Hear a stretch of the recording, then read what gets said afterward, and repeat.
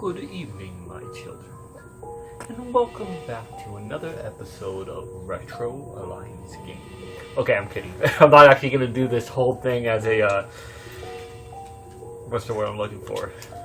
Vampiric and creepy. But anyways, guys, welcome back to another episode of Retro Alliance Gaming. Now, you're probably sitting here wondering, why does he look creepy? Why is there a candle? And why is everything dark? Because it's not exactly Halloween right now, is it? No. But we are goth people. We are goth people. This is what happens when the sun goes down and we come to you.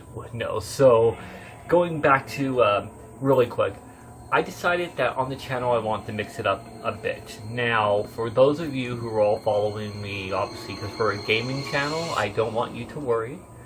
Do not fret, we are going to stay a gaming channel, but it's nice to actually mix it up a little bit and bring in something new. Now, one thing that I wanted to discuss with you guys, that you guys probably didn't know about me, is I've always been into the supernatural and horror, period. When I was growing up, loved horror movies. I was always very interested, though, in anything supernatural, hauntings, ghost hunting. One thing a lot of people don't even know about me is that I used to hang around in graveyards. Now, when I was younger, people actually thought this was a big issue. They were, teachers found out and they wanted to see, oh God, he needs some therapy or what's going on and blah, blah, blah, blah, blah, this. And the truth was, I always found it intriguing and comforting to be sitting there in a graveyard. It was really weird, but all these different kind of things fascinated me.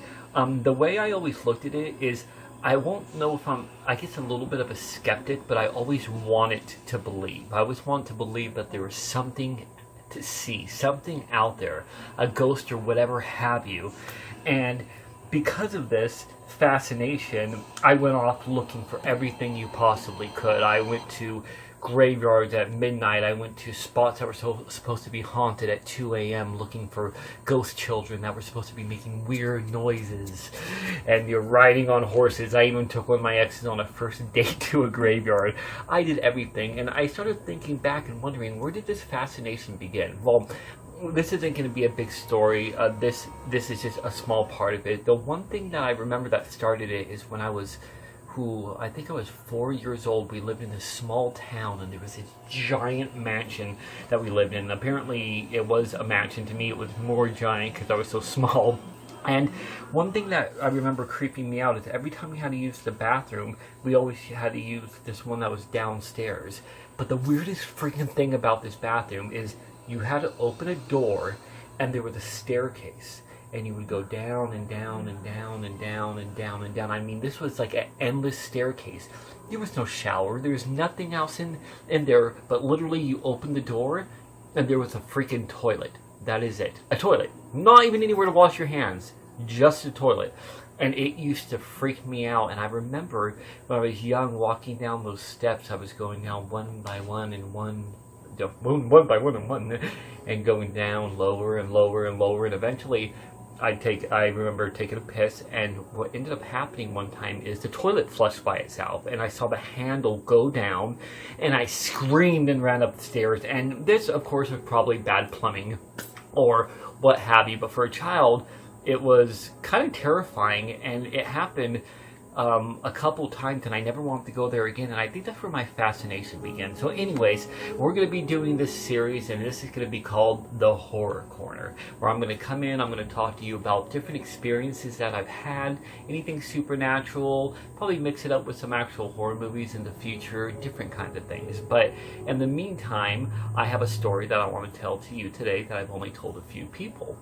I have another creepy one for later that is going to be crazy, something I'm very uncomfortable to tell you guys, but in the meantime, I'm going to tell you this really kind of creepy, weird thing that happened to me. So, my father passed away when I was 18 years old, and I remember at the time, I was in Vegas with my sister and her boyfriend, Steve. This guy was a big, big dude. He weighed like 240 pounds, tattooed sleeves all the way his shoulders down to his hands, legs, calves, everywhere you could imagine. Nothing scared this guy. I just want to pretense this story. Nothing scared this guy. People would pick on me or mess with me, and this guy would come running literally around the corner and be like, "You guys got a problem?" And these guys would be like, "No man, no, we're cool." It was like having this giant bodyguard. So I never actually seen this man scared. Well, Moving forward, we were supposed to be going to my father's house. Basically, we had things that we were going to be picking up, and we were supposed to pick up a van that it was going to be given to me. And this place was Alturas, California, way northern California. You can't get any more far north until you're actually in Oregon. Population, 3,000 people. One single street, one movie theater that played one movie 1 day a week that probably came out everywhere else 6 months beforehand. And a very small, empty town. And then this town, in order to get there from where we were driving, you had to drive through Reno. And then between Reno and Alturas, there was pretty much nothing getting there. And even once you got there, the town was empty. And then we lived outside of this town. Anyways, so we decided we're going to go ahead and go there, and we probably don't want to take our own car, you know. It is snowing, it is freezing, I'm talking about probably like 5 degrees, so we rent this giant SUV, and we're getting ready to make this trip. So the trip's already a little bit kind of a little uncomfortable. Who wants to go visit their childhood house where their father passed away, right? Ooh. So, but it's like, okay, whatever, we're going to go do this trip. So, we get the car, we have everything set up, and we decide, well, are we going to go, maybe we're going to go now, or should we go early in the morning? I was thinking we should go in the morning, hit it during the daytime, but Steve said, you know what, let's go now. It is like, I don't know, 11 o'clock at night, midnight probably almost. And I'm like, you want to drive at nighttime? There's like nothing between here and there. It's snowing. It's like, dude, if we go now, we can make it there by morning. And yeah, it's like 4 or 5 hour drive, so it'd be early morning and just get it all done with. So I was like, okay, let's just go ahead and do this. I was skeptical. I wasn't very comfortable driving where we were at night, but I decided, sure, why not? So we hop in this SUV and we start driving and driving and driving, and we basically get from where we are from Vegas to where Reno is, and we stop. And then we get up and we start driving more and more and more. Now, again, to explain to you, if you look this up on a map, between Reno, Nevada and Alturas, California, you have 5 hours of nothing. There is no grocery stores. There are no towns. There isn't even a place to stop for gas. There is literally nothing between here and there. Okay? Empty, dead, nothing, except for maybe some animal corpses along the way, which we did see. Headlights are a great thing. On top of that, while we're going, the snow is piling up, okay? So we have snow that is super high. We have chains on the tires. There's snow coming down from the sky everywhere. It pretty much looked like we were in Silent Hill. Yes, sir? Let's just make sure you weren't going to burn yourself. Oh, let's try not to. It pretty much felt like this creepy Silent Hill scenario. So we began driving, and we're an hour into it. We're going down a highway, and eventually the highway kind of just leads off to a road that looks like it's never even been worked on. Like nobody has ever even touched this road other than driving by it. It gets more and more and more narrow, and more narrow, and more narrow, and more narrow, and eventually I felt like we were driving down a freaking dirt road. Literally, that's what it felt like. A pretty wide dirt road, but a dirt road nonetheless. So as we're going, and we have the lights on, he hits, fog lights so we can try to see further ahead. You can see maybe, I don't even know how, maybe 10 feet in front of you, maybe 10 feet in front of you. So imagine this, you're just driving, you're in this small area, there's nothing anywhere, and you just feel it. You just feel the sense in the air, and all you can do is see 10 feet ahead of you. We're all kind of feeling a little bit like, ooh, just a little bit off, but we're okay. So we're driving, and the radio starts going out. So FM, music, everything we're playing is cutting out. Why? There's no towers between there. There's absolutely no towers between that point and where we're moving further. So when the FM radio cuts out, that's it. It's off. So we start hearing static, and we're like, okay, I guess we might as well turn this off. So we turn it off and we keep going and going and going. And then he's like, God, there's got to be something to listen to. We're kind of bored. He's sitting in the front seat. I'm in this middle seat. So he starts twitching around with the FM, and I shit you not, we switch over to AM radio. Now, remember, on AM radio, anybody can broadcast. From what I'm aware of, anybody can broadcast. He switches to there, and we're turning, and we start hearing like the same static as we're going and going and going, and we start to see like we're hearing a station, like something's coming in. So he keeps going, and he finally gets it to this exact point, and we start hearing this weird freaking chanting sound, okay? I'm talking about, even now, the hairs are standing up on my arm. Okay, we hear literally, I wish I could describe it to you, but it was something like, this isn't going to sound probably creepy from me, but like, no. Like, thinking about it, I'm getting emotional, okay? And my hair is standing on my arm, I swear to God. And it keeps going, and I'm sitting here freezing, and I look at Steve, and Steve's like, what the fuck? And my sister, who was scared of everything, is like, oh my God, turn it off. He's like, no, well, I'm not turning it off. And then I'm like, dude, where the hell is this being broadcasted from? There is nothing here. Who the hell is broadcasting this? And it starts getting louder, and we start hearing like whispering or like a little talk, like, and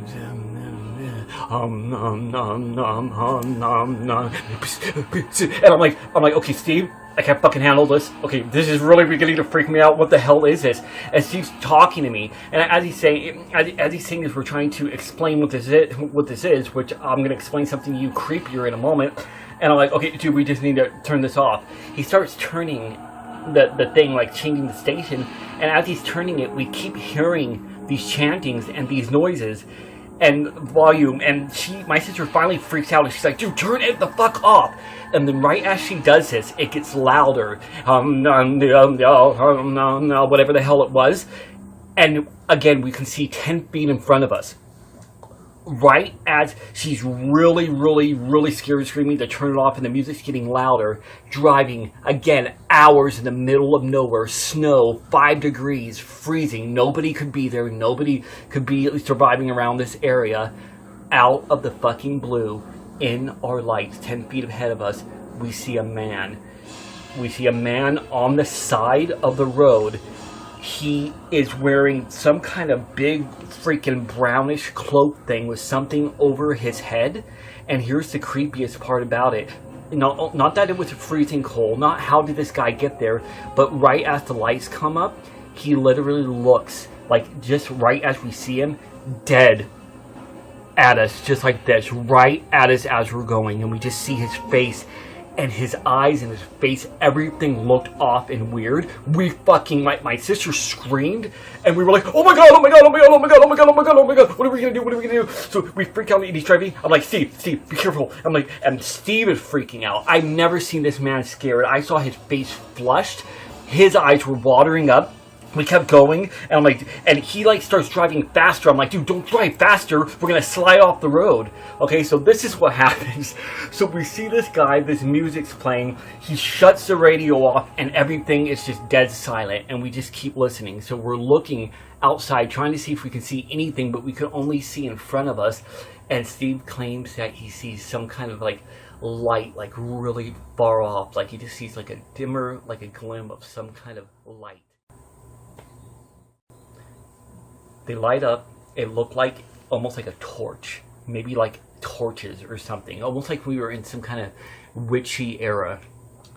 Anyways, guys, this was absolutely terrifying. Did we survive? We absolutely did.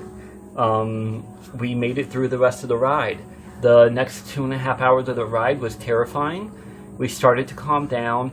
We talked about it, and we contemplated what the hell was going on, and we made it. Needless to say, on the way back, we did not drive at nighttime. We stayed there for the weekend in the middle of nowhere, thinking about that highway and that man. And when the morning came, we left as early as we could to make sure we can see everything on the way back, and we didn't see anything. The question is, what the hell was it? We talked about this. We said, what could this possibly be? The only thing I came to the conclusion of is anybody can broadcast to an AM radio station. If you have a little radio setup, which you can buy anywhere, you can broadcast whatever you want. So you know what? In our heads, I feel like there were some people in the middle of nowhere. They couldn't get to a gas station. There was no food places around. Maybe they were hunters. Who knows what it was. But what we feel like is maybe it was some kind of creepy cult in the middle of nowhere, like Texas Chainsaw Massacre or something going on. That chant we were hearing on the radio, that means that there was somebody out near where we were. We looked up how far away you would have to be to hear that on an AM radio. We must have been pretty damn close to where these people were, which means they were chanting somewhere out there in the wilderness, in the middle of nowhere, and one of those guys was walking down the street and stared straight at us. What the hell would have happened if we broke down? What would have happened if these guys found us? Were they sacrificing somebody? Who fucking knows? All I gotta say is I will never forget the trip that we took from Las Vegas, Nevada, through Reno, all the way to Northern California.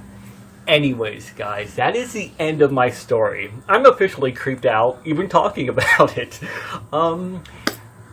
Let me know if you guys have had any experiences like that. Have you seen anything weird, hauntings, ghosts, something spiritual, culty, anything weird? I would love to hear about it. Please post below. Let me know what you think about the video. We're planning on doing a lot more of these sporadically, mixed in whenever there's a motivation to do so, and we have a lot more stories, and I would love to hear anything from you. Anyways, guys, thank you so much for joining Retro Alliance Gaming in the Horror Corner, and as always, my friends, until next time.